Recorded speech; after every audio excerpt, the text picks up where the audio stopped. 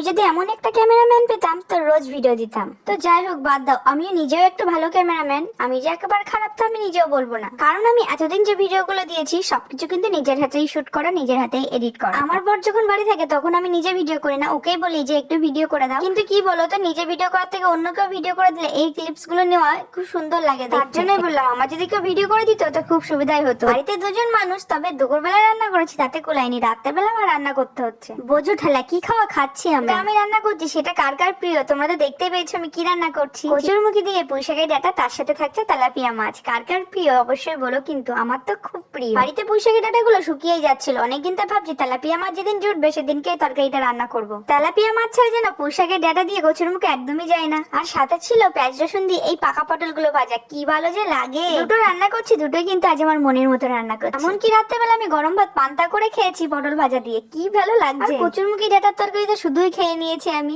কারণ কচুরমুখী গালে দিলেই গলে যাচ্ছে। আর পুঁইশাকের ডাঁটা তো ভীষণ কচি ছিল, এত ভালো লাগছে খেতে কি বলবো, যেন অমৃত। এটা শোনার পর লোকে বলবে কচুরমুখী পুঁইশাকের ডাঁটা অমৃত। এই রান্নাটা কিন্তু অতি সাধারণ রান্না, কিন্তু খেতে খুব সুস্বাদু হয়। আমার তো খুবই ভালো লাগে, তাই আমি বলছি আমার কাছে অমৃতেরই সমান। তোমাদের কাছে হয়তো সাধারণ হতে পারে, আমি কিন্তু কাউকে হেয় করলাম না।